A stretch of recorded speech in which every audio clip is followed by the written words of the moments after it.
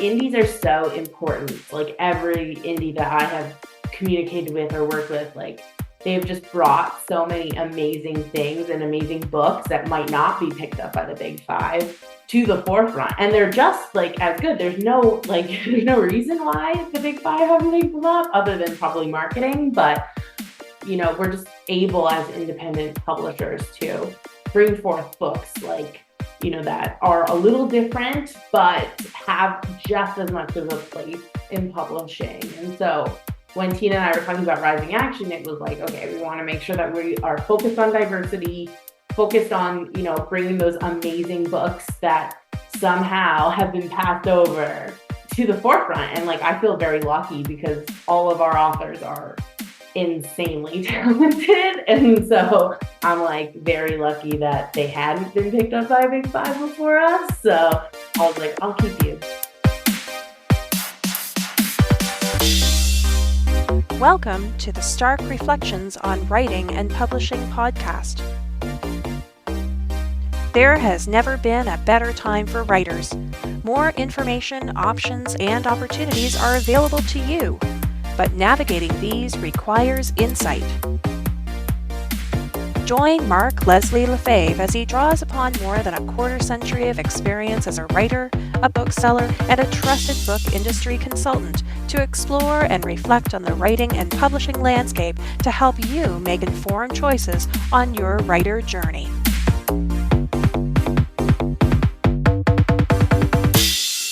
Hello, Reflectives, and welcome to episode 305 of the Stark Reflections podcast. This is your host, Mark Leslie Lefebvre. In today's episode, I have an interview with Alexandria Brown. Alex Brown has over 10 years of experience in marketing and creative writing, a bachelor's in communication with a major in public relations, a Master of Fine Arts creative writing from the University of Gloucestershire, and is a creative writing PhD candidate currently at the University of Gloucester. She has 2 traditionally published nonfiction books. She's a member of the Women's Fiction Writers Association, and her primary role is acquisitions and marketing, as well as working with subagents on subsidiary rights for Rising Action Publishing, which is an independent publisher here in Ontario, Canada. Alex and I have a wonderful conversation, and that's coming up later in this episode. But first, here's a word from this episode's sponsor. He's listening. She's listening. They're all searching for their next listen. Is your audiobook out there? If not, what's holding you back? After this, it won't be audiobook creation tools. Introducing Findaway Voices Marketplace, the audiobook creation platform built for a world booming with audiobooks. Voices Marketplace gives you a searchable and trusted space to connect with narrators, free production and business tools, and the power to bring your audiobooks to market quickly. We've heard everything you have asked and used that to build an audiobook creation platform for you. Plus, we give you access to the world's largest audiobook distribution network, reaching listeners through more than 40 retail and library partners. No exclusivity. You keep your rights. This is your audiobook creation platform. Ready to get started? Make it on Marketplace. And just a reminder, if you wanted to check out Findaway Voices, you can check them out over at starkreflections.ca/Findaway. Now, I'm going to skip the comments. I'm going to skip the personal update at this particular phase. I am in the midst of a heck of a lot of travel in the next few weeks. So I'll be getting back to that probably for the episode that comes out on the 26th of May. So for the next, the next couple episodes, it's going to be brief intro, ad read, and then jump right into the interview. And of course, and as always, with a reflection, something that I learned from the interview. And so without further introductory ado, let's get on with my interview with Alexandria Brown.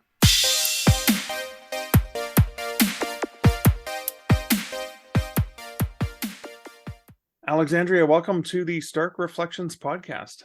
Thank you for having me. So let's start off with a bit of a background in terms of your creative and spirited, bookish background. Yeah, no, totally. Well, funny enough, I started as like a lifestyle writer. So I was writing like nonfiction articles for different online publications. I wrote for Thought Catalog, which is still a big, online medium that's out of New York, Brooklyn specifically. And so when I, wrote for them, I ended up actually like publishing two nonfiction books with them because they do have a book Oh, area. they published the books as well as your articles. Yes. Okay. Yeah. All right. Yeah. So you had two different books with them, right? Yeah. I have two books with them. So I have one that focuses really on like dating specifically and romance and heartbreak and all of the things that I was feeling in my mid-20s. And then I wrote a book about mental health and traveling the world and how, when you leave where you're from, you still take you with you. So, everything still follows you. So, Okay. yeah, I wrote those two books. And then I, was like, okay, what do I want to do with my life? And I got my master's from the University of Gloucestershire. And now I'm doing my PhD with the University of Gloucestershire. And I've kind of changed um where like my focus is because I used to do nonfiction. Now I'm fiction. Like all of my master's is in fiction. It's specifically on first chapters, and then my PhD is now in trauma fiction. So how we can write trauma in fiction and how we do it quite well and how we aren't doing it quite well in different aspects. So yeah, so it's very very specific to fiction now.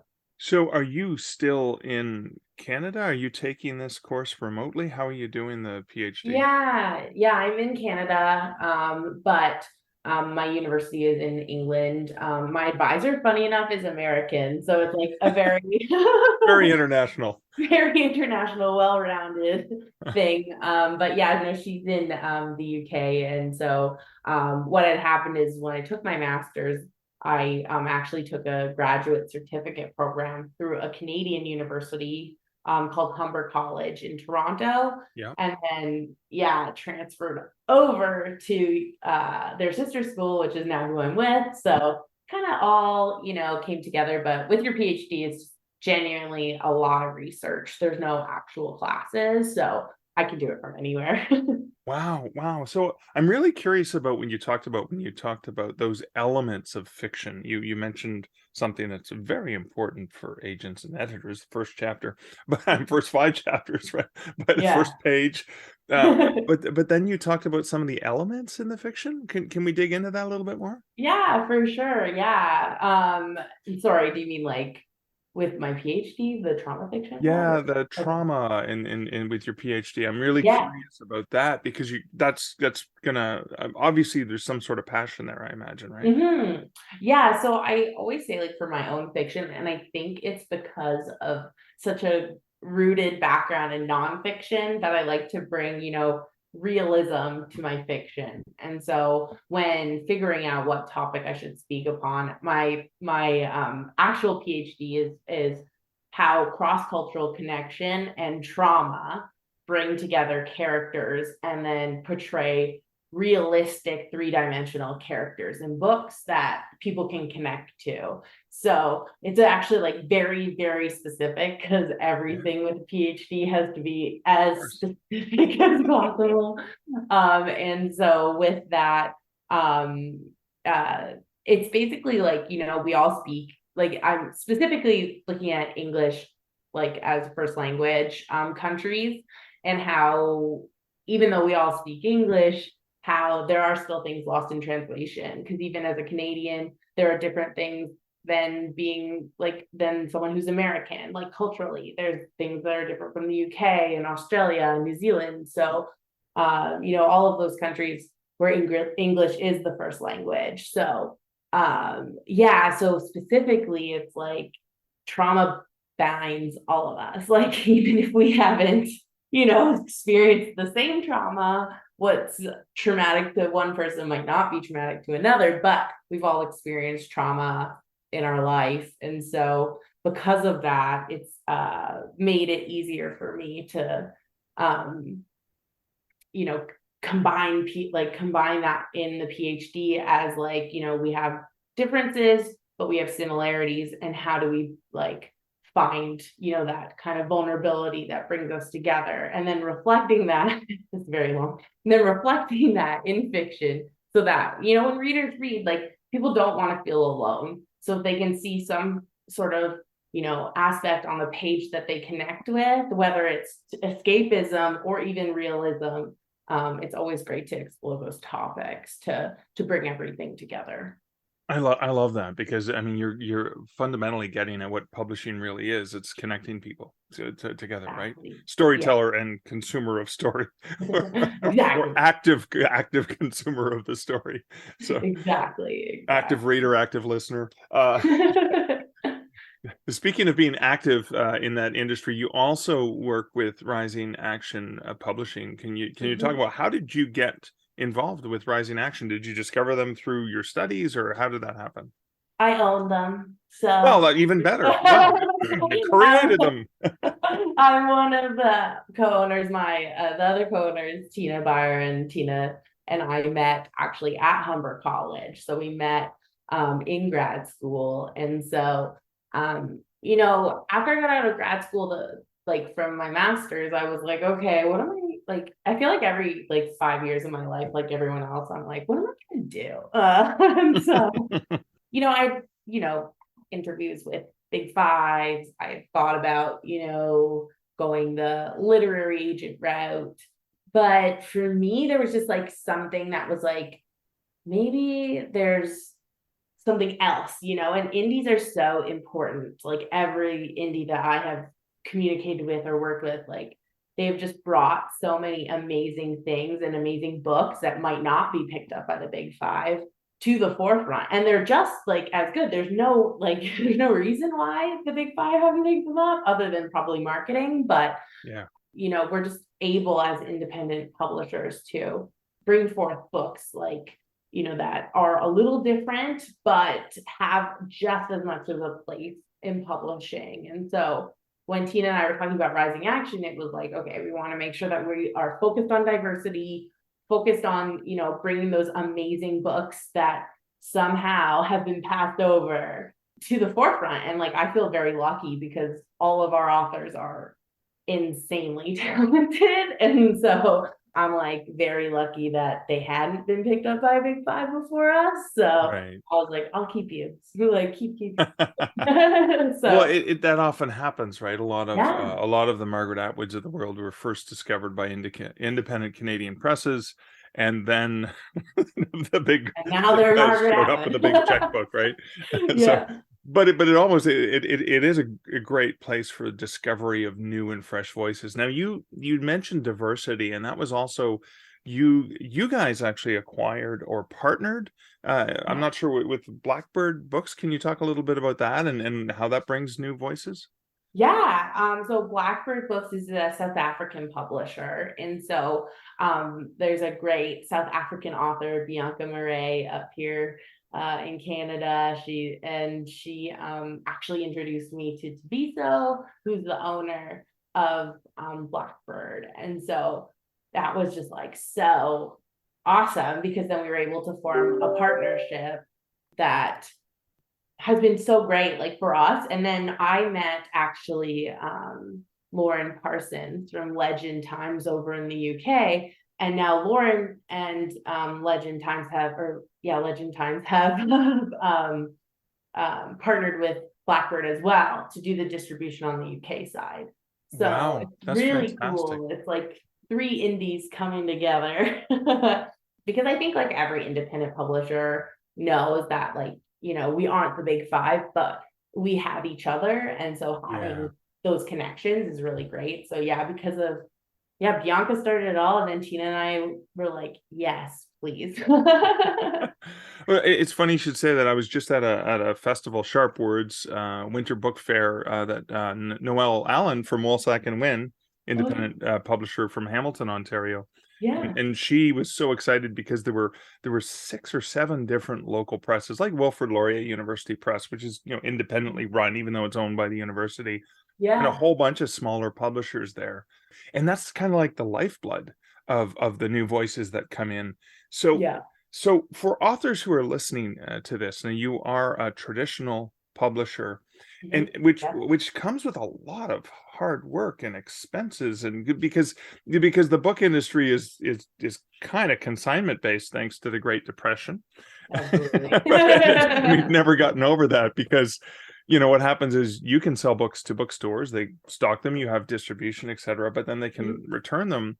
I mean, that's a lot to take on, having spent thousands of dollars on returns myself for my own titles, so Yeah. it's not easy. So why would you choose to get into such a I know it's something you're passionate about, but when you start looking at the business, you go, "Ooh, it'd be easier for me to bake cookies and sell them," or something like Yeah, that, right? literally though. There are days where I'm like, what did I do? Um,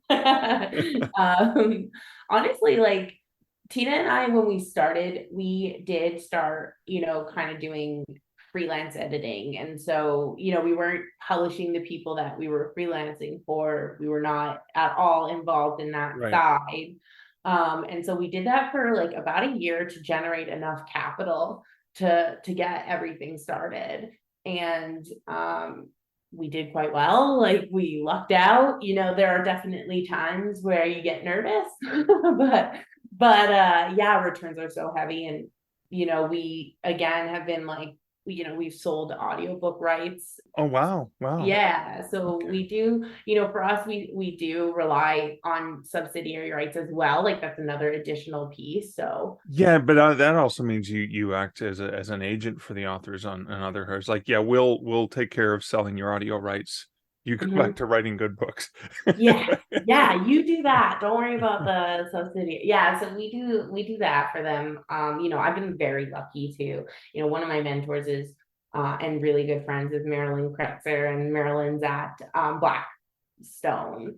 I almost said Blackbird because that's Blackstone Audio. Yeah. yeah, Blackstone Audio, yeah, at Blackstone. So, she's been incredible and really, helpful to me. And, I've done deals Yeah. with Dreamscape, Michael Ola there, and Tantor, like all the big audiobook dealers. And Yeah. on top of that, we also have a Hollywood agent down in LA doing, handling all of the TV and film stuff. So we Right. have like a pretty successful like agent. She's her name's Katrina Escudero. She's at Sugar 23, which is a pretty big company down in LA, which is always like one of those things where you're like, whoa, this is so cool to have all these people believe in these authors the same way Right. that I do. And so Yeah. like that's something, I really put a lot of weight into is making sure that our team is like fully well-rounded. But back to your original question, yes, it would have been better to sell cookies. But we've been really lucky. And I don't know if it's luck or hard work. It's probably a bit of both, honestly, because I think this industry is very much luck and very much hard work. It's both. A lot of both. Yeah. Yeah, yeah, a lot of both. And so, things have come together financially. We're doing quite well, which is great because that's always a worry for indies, Yeah. any indie. And so especially new ones. But yeah, no, we've been really great. We've got a lot of fans, which has been nice. So it's really worked well. Several releases coming out September 2023. I see Oh my newer titles gosh. coming. So for authors who are interested in submitting, what are you normally looking for? And then of course I'm going to ask for B, because I think I saw a note that you currently were not open to submissions. But will you Yeah. talk a little bit about that for authors to help them understand what you would be searching for? Yeah, I mean, I can speak for Tina because we like are very intertwined. We get along very well, and so It's like we your talk partners or something. Yeah. exactly. We're like partners or something. And it's very much like a marriage, I will say. Like I don't think I talk to anyone more than Tina, and we have very opposite, strengths, which really works together. And then also, of course, the foundation of respect. And so I can confidently say what Tina is looking for as well. Specifically right now, Canadian literary fiction. Tina is on the hunt for a good lit fic. Canadian literary fiction is Tina's wheelhouse for. Okay. Exactly. On top of that, she does fantasy. And so she's very specific in that, and historical fiction. So, we've been really lucky. We have historical fiction, we have we have historical fiction, and we have fantasy, but we are still holding out for that Canadian literary fiction, Giller Prize winners, if you Oh yeah, yes. hit us up. Giller Prize winner, the future Giller Prize winners submit here. Yes, exactly. No pressure, no pressure at all. And then, so for myself, I'm kind of like a mixed bag, but I think in a good way. Thrillers are my kind of bread and butter, in the sense that like that's kind of my background. It is quite a lot of thrillers, horror especially as well, and then rom-com and book club fiction are also my bag. So I also do memoirs because of my nonfiction background. Of course, yeah. So I have like a lot. We have like quite a few memoirs coming out. And then we have, like domestic suspense, which this is a great thing to talk about, is, the difference between thrillers and domestic suspense. And, there's a lot of debate in our industry. Domestic suspense is leaning heavily on just suspense. It's not, going to, I don't want to say rip you from every page, because it will, but, it has not those psychological thriller aspects. And so like domestic thrillers, they always say it's kind of like family thrillers, friendship thrillers, all lean under that domestic. And the same with, domestic suspense. It's just less intense than thrillers. It's a little quieter, but like still very like, intense and want to read it, but just not as, so I love a good domestic suspense mystery. I say this on every podcast I've ever been on, because I want one day for one person to just send it to me, but like modern Little Women with LGBTQIA plus characters, or characters of color. Like I would love to have that modern Little Women, like kind of, just a new take, but it's like, the same basics, because, Louisa May Alcott made an amazing book, and I want to read a modern version of that book. So love that. No big deal. Well, I mean, there's a reason why there's the classics, why they persist, because there's probably something fundamental in the characters and the experiences that we can identify with, right? Exactly.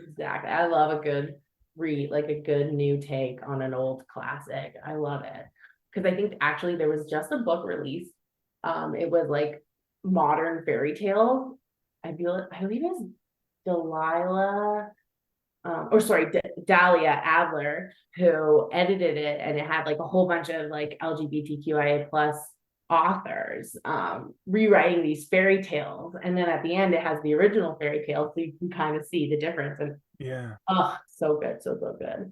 And then for your second question, we do open for unsolicited, unagented manuscripts. I'm just buried. So I'm trying to open. I actually am going to the London Book Fair in April. And so my goal is to finish before I go, so that when I come back, I will be jet lagged and then reading cool new submissions. It's really hard when you get a ton of talent in like one fell swoop of the submissions, and you're just like, wow, I don't actually ever need to open again, because there's so many good books out there. I mean, it's easier when there's a lot of crappy submissions, because you can look at the first page and go, no.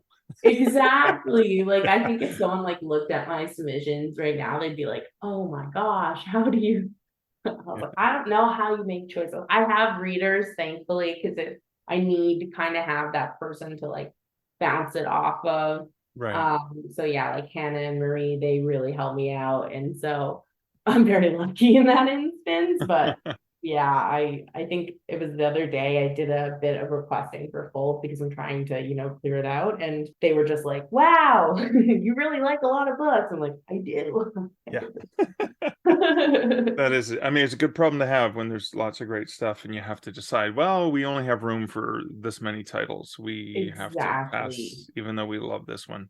Yeah. Exactly. And that's the part I really want to impart on a lot of writers is like, it's not you, it's me. It's the fact that we have specific amount of titles that we can take each year and we're growing each year. But, it's like next year is, I think, 15. And then the year after that is 20.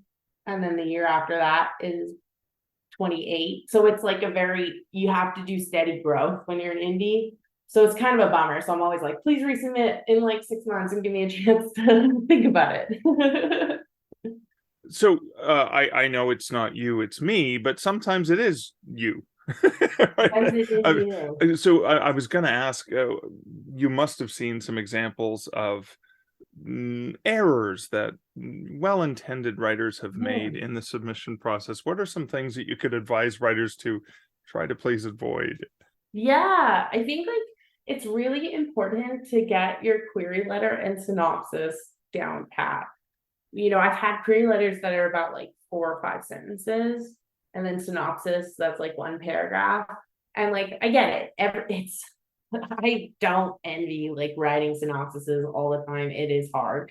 And same with query letters that are interesting. But that signifies to me, and I know a few people that I know in the industry have said similar things, is it just signifies that you don't really care to put in like, it's like industry standards, and it's like a cover letter, you put your best foot forward. And so to me, I'm like, oh, I would have really loved it if you had just taken the time, to kind of craft something. And like, it doesn't have to be funny. It doesn't have to be like, the wittiest thing. It just has to be, interesting, and like pulling out, like, you tell me the best parts of your book. I would love to hear that, because you're the person who is actually the most versed in your writing. And so because of that, it the best. And so if you aren't putting in the effort to write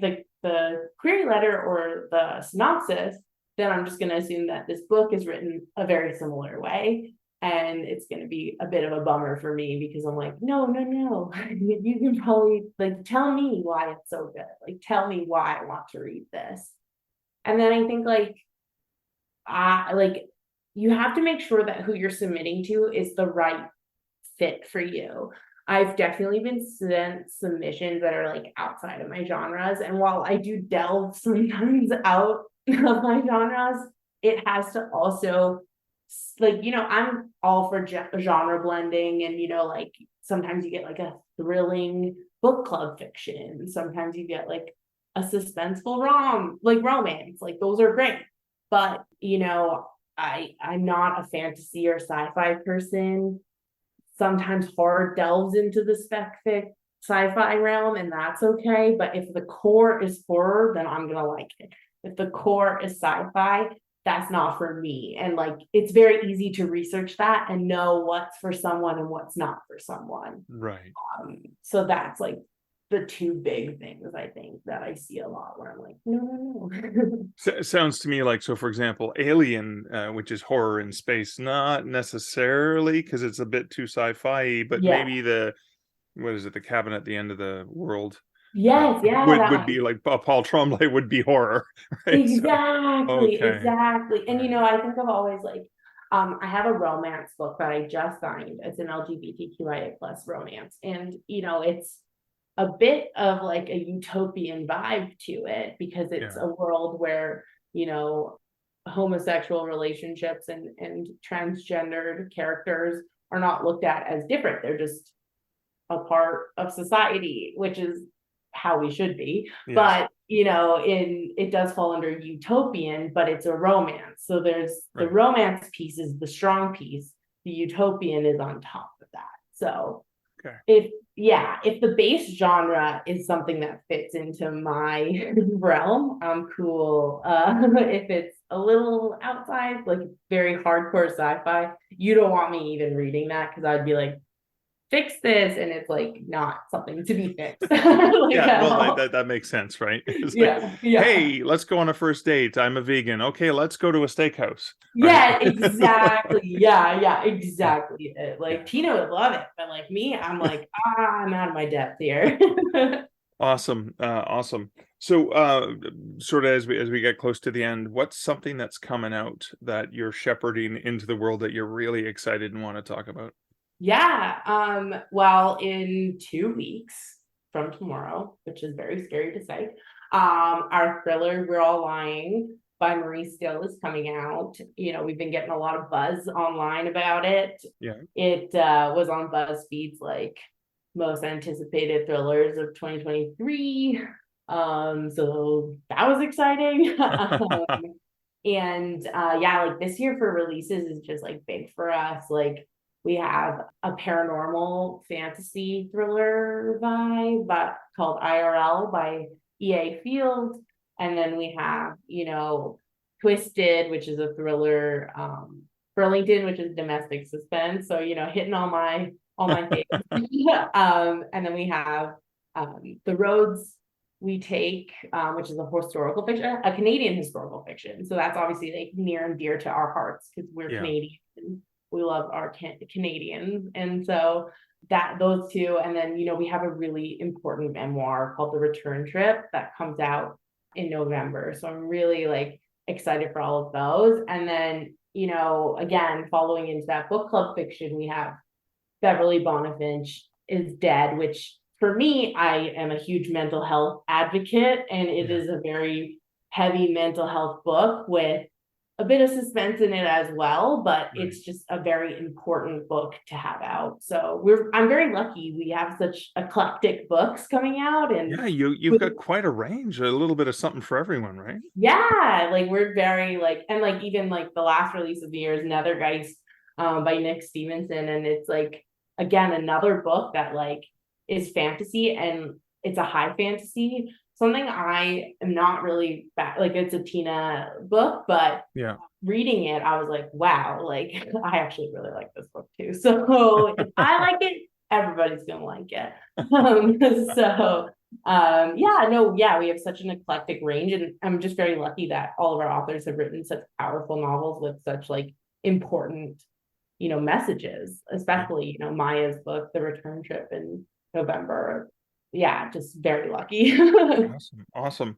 And I was going to mention that we'll have links to those books on your website at Thank you. starkreflections.ca so people can check them out. Have you had a chance to do any of your own writing since taking on all this responsibility, or has that been pushed to the back burner?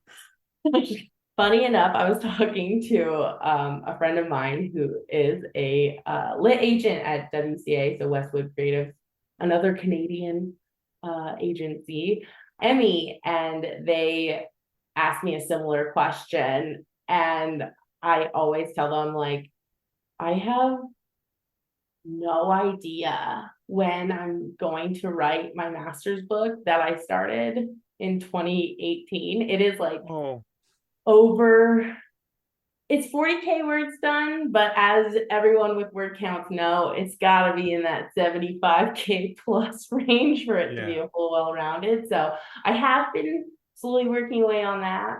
But with my PhD as well, I do have to write a full-length novel. And so that one's been kind of taking up the majority of my life right now. But one day I will have 2 finished books, and hopefully around the exact same time. And then I'll do what all writers do and edit it until my eyes bleed and make sure that it's perfect before I, send it out into the world. I do feel there's not a lot more pressure, but a bit more pressure when you're in this industry. You get a little more nervous because you're like, these are my peers reading this, and if they hate it, then what am I gonna do? Never easy. And then one Yeah. last question is, Yeah. in your experience as a writer of books, freelance writer, and as a publisher and editor, all the roles you've played, Yeah. What's some advice you would love to give to writers who are maybe closer to the beginning of this writing journey? Yeah, I mean, the publishing industry is a beast as a whole. It's tough. It's very tough. And I think once you remember, like even to the writers who are halfway through or querying or in the even gonna be published soon, it's like remembering that core belief of loving writing.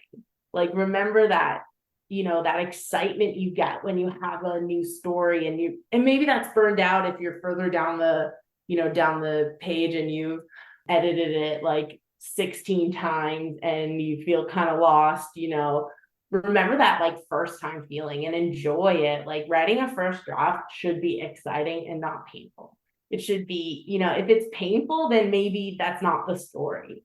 And it's okay to start over. It's okay if you have to rewrite that first chapter like 12 times, even though you get to the 12th time and you hate it. But I've always heard from like writers that, even though their first chapter has changed, if you're writing something that you're proud of, or you see like, the way that it's evolved, like that doesn't mean you were a bad writer in that first draft. It just means that, you learn things as you go through this process. And so I think it's just remember the core belief of loving writing and remember that like edits don't mean you're a bad writer and burnout is real, but again just rely back to that first feeling of writing a first draft. And if anything ever feels painful, I think hopefully you have a critique partners or beta readers or an editor or an agent who's like in your corner, and it's always fine to rely on other people too.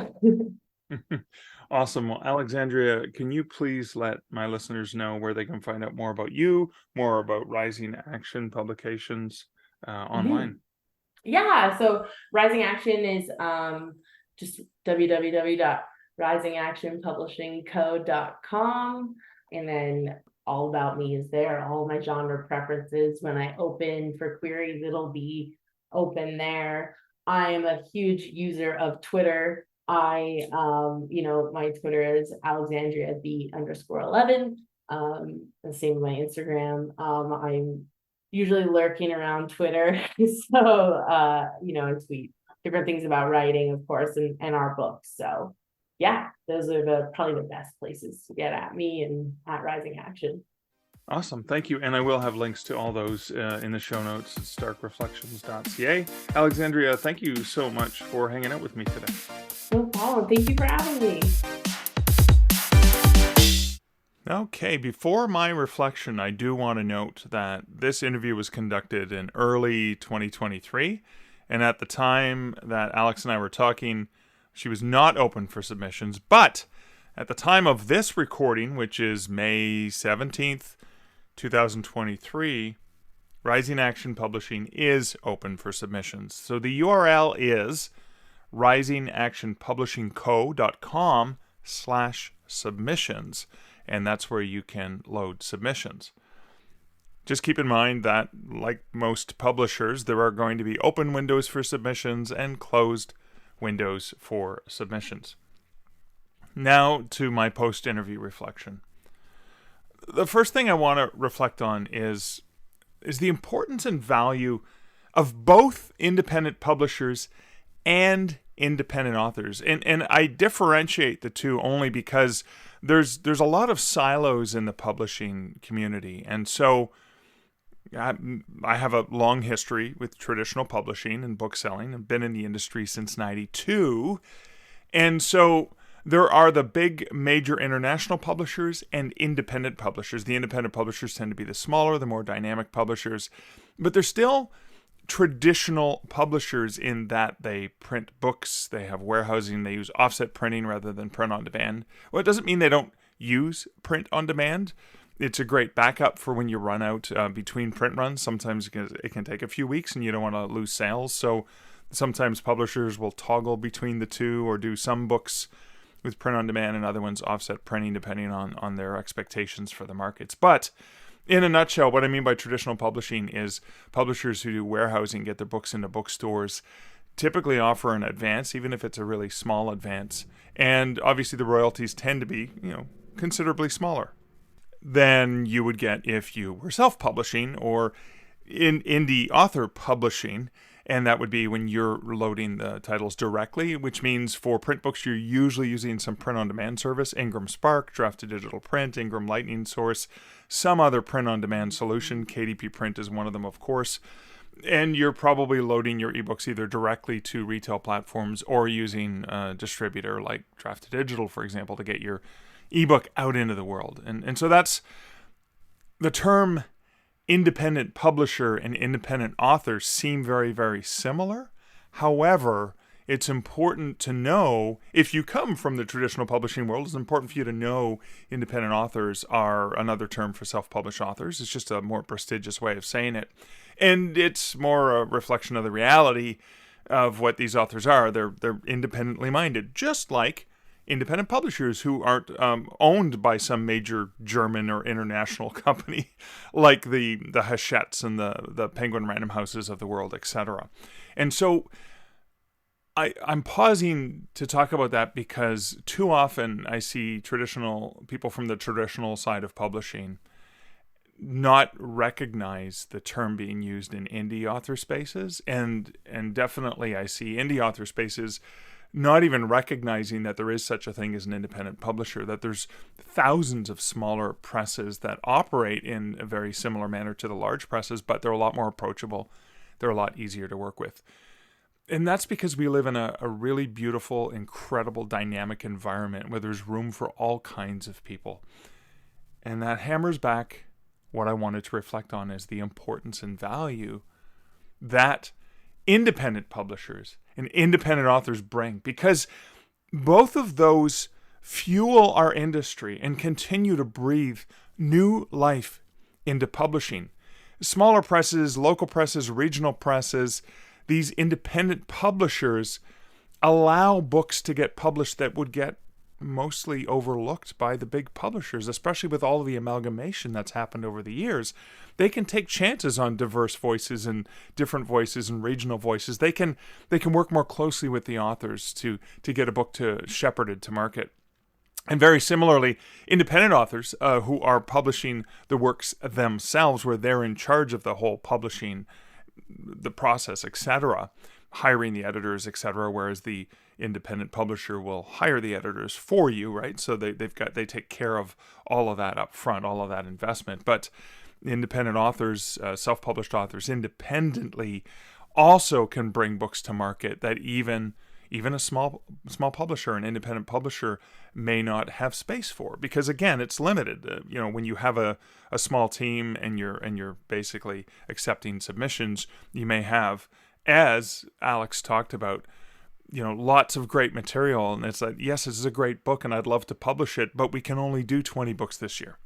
Therefore, they're going to get passed. And that's where, independent authorship can come into play, because you can take a book that you know is going to do well in a particular market and make it happen. And what I want to also express, and this is something I often share in talks when I talk about self-publishing, because I often say that, in good self-publishing, in the self-publishing that I know and love, the only self is self-directed, because you do hire cover designers and you hire editors and other professionals the same way a publisher does, except you're in charge. It's your soulpreneur, entrepreneur, authorpreneur business. Now, the thing that I also love to remind people is that all of the major publishers today, even the international gigantic, bazillionaire corporations like Penguin Random House, etc., they all started in the same way that independent publishers and independent authors started. They all had their roots in that independent spirit. The love of books, the love of reading, the desire and the passion to get it out there. And they were able to dynamically play upon trends, market fads, gaps in the market. So it was passion. It was looking at trends as of experimentation. All the things that independent publishers and independent authors do is something that the big publishers did. Now, here are three examples, just three examples.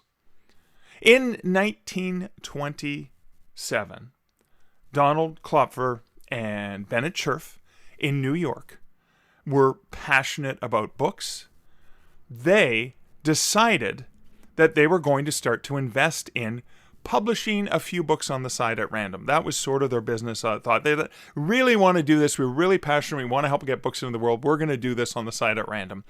That's where the term Random House first came from. Now, obviously, this passion led to the world's largest publisher. So what happened is they started off with passion, and then they applied business. And of course, as Random House continued to acquire more and more imprints, et cetera, et cetera, et cetera, it's a long, long, incredible story. But it all started with the passion of two book lovers who just wanted to publish a few books on the side at random.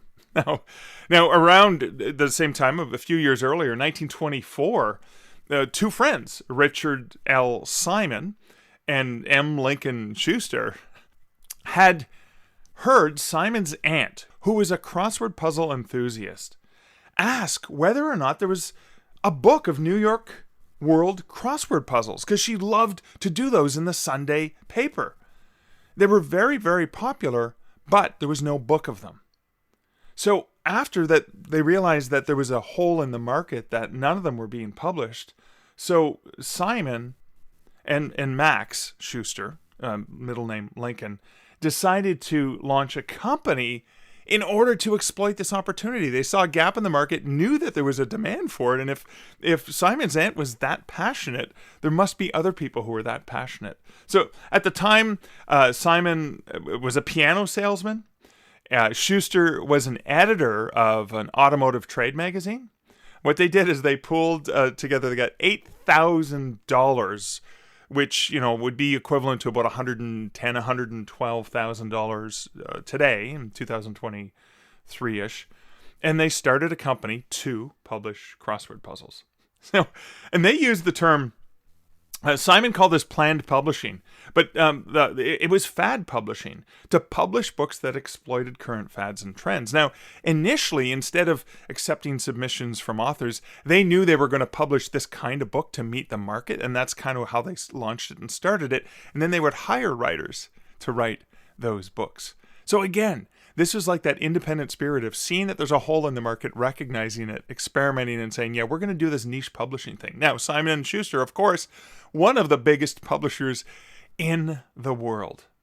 But what about something else that indie authors do? Indie authors often experiment with price and form. And so, when ebooks first came out, it was like, hey, these books are priced at $14, $15. Hell, the very first ebook I bought by Joe Hill on a Sony ebook reader in 2006 or 7 or whatever. It was when the bookstore I worked at was carrying the Sony ebook readers. And I think it was $35, which was more than the hardcover cost for a collection of short stories by Joe Hill. And I didn't know any better. I was like, hey, I'm really excited that I have this portable way of reading ebooks. And so when indie authorship started a few years later, with the launch of Kindle Direct Publishing and Smashwords, the two very first places you could self-publish, indie authors saw, hey, there's a hole in the market. Let's experiment with pricing. Hey, what if I price my book? These books are ridiculously, at the time they were $35. Now they've come down a little bit more, in the average traditional publishers pricing anywhere between $12 and $18. Because again, they're still under the misconception that ebooks cannibalize print book sales, and they're trying to drive people to go buy the print book, which should be cheaper. But what indie authors discovered was, hey, if I price this really, really low, people can, and I sell 100,000 copies, I'm only making 35 cents, but that can really, really add up. Or people can buy my entire series of books because they can get them for $5 each. They can buy, 3 books, a trilogy of mine for the same price as one book from a major publisher. So indie authors discovered the power of pricing, and they still, in many, many ways, still control a large share of the ebook market, because a lot of traditional publishers are still invested in shipping dead trees around rather than thinking about ways they can get ebooks into the hands of more consumers in a different way, and spreading the amazing talent that they have in the talent pool of all the books they have. Now, smaller publishers, independent publishers, tend to get it more than the ones who've been around for a long, long time. But that being said, This is all about experimenting with pricing. And so this is something, and it's interesting to think about it.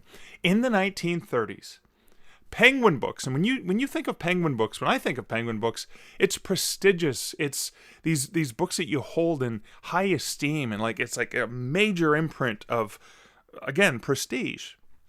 And yet, Penguin revolutionized publishing in the 30s by creating inexpensive paperbacks.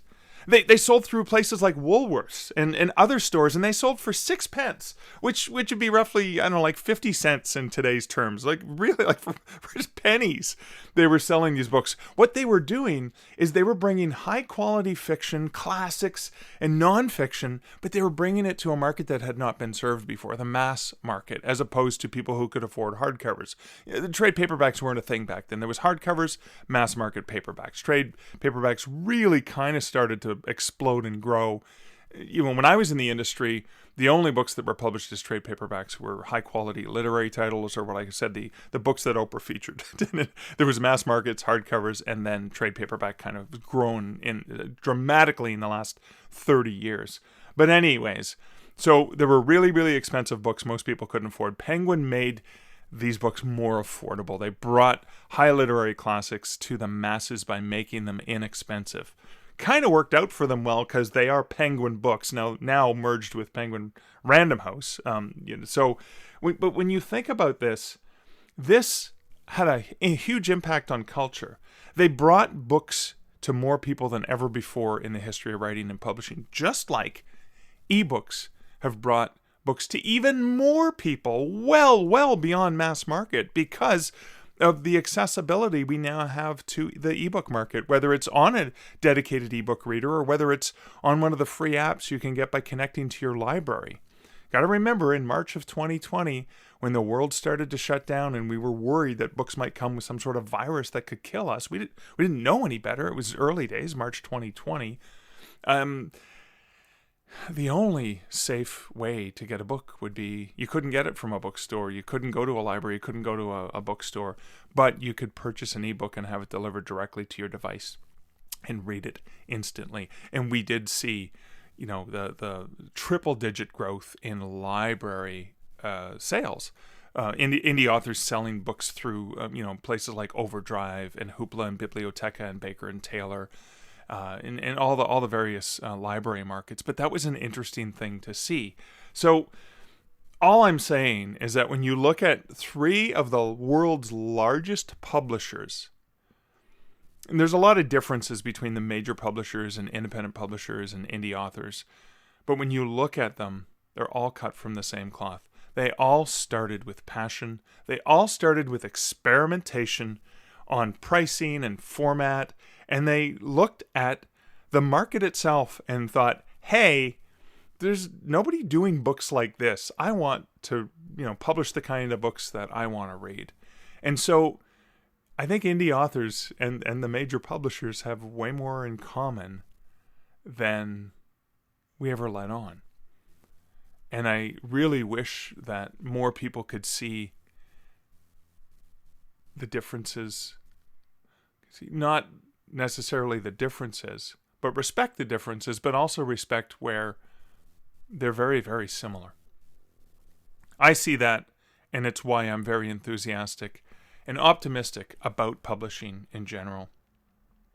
And that was the other thing, and it was one of the pull quotes. So whenever I do an interview, I like to think, well, while I'm interviewing the person, I'm looking for those little audio sound bites that I can use for the teaser. And in this particular one, I pulled out 2 different quotes. Now, the one that I used for the episode that you heard at the beginning of the episode is one, but I'm just going to now play one of the other ones that Alex said and quickly reflect on that. We have differences, but we have similarities, and how do we find, that kind of vulnerability that brings us together? And then reflecting that in fiction so that, when readers read, people don't want to feel alone. So if they can see some sort of, aspect on the page that they connect with, whether it's escapism or even realism, it's always great to explore those topics to bring everything together. So I thought playing that from Alex would be better than me just rehashing it, since I already had the clip pulled and I was just gonna dispose of it because I already used a different clip. But I love the valuing of how fiction can bring us together. And this is, if you haven't picked up on this, this is a common theme I've been reflecting on since episode 300. And I'm reflecting on it because I recognize, having been somebody who speaks as an advocate for digital publishing and authors, etc., and talk about this industry because I love it so much. There are things that I have been saying for years, and it's interesting that I think that I've beat the horse to death or into the ground after it's been dead for a long time.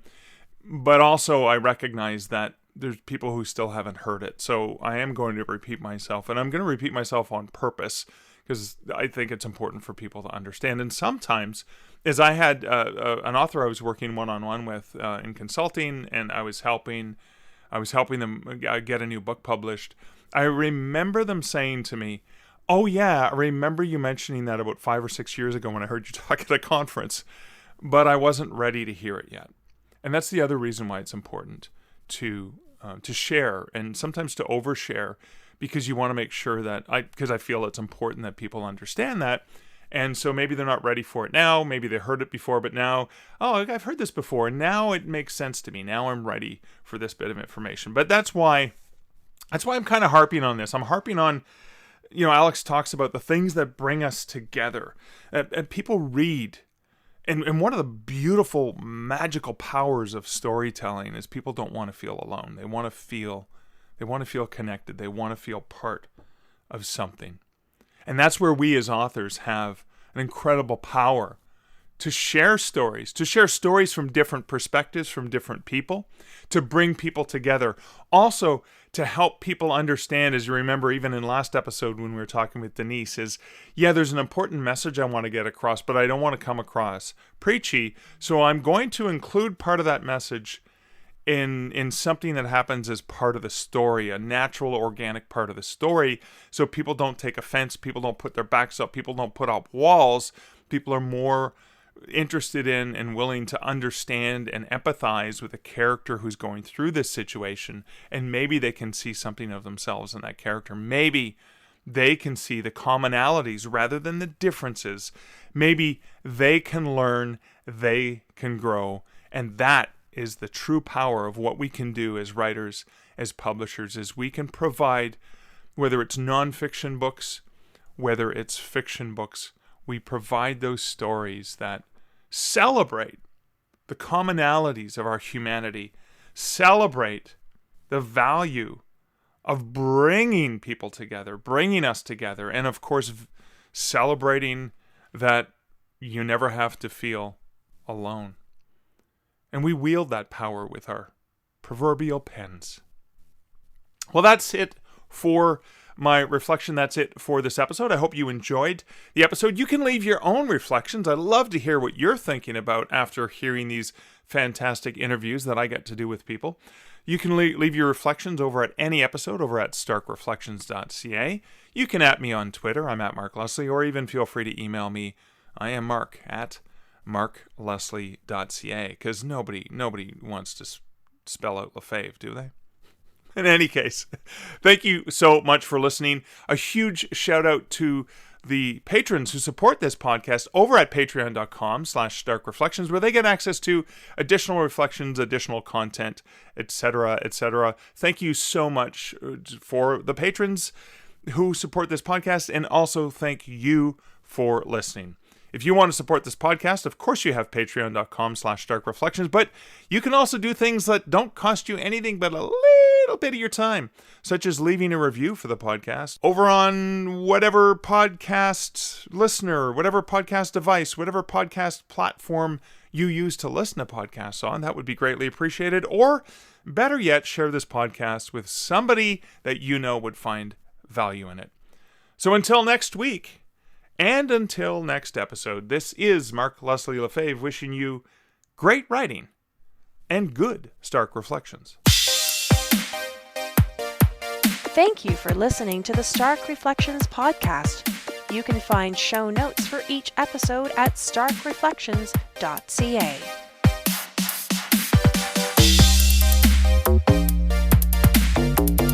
The music for this podcast, Laser Groove, was composed and produced by Kevin MacLeod. Check out more of Kevin's great music at incomptech.com.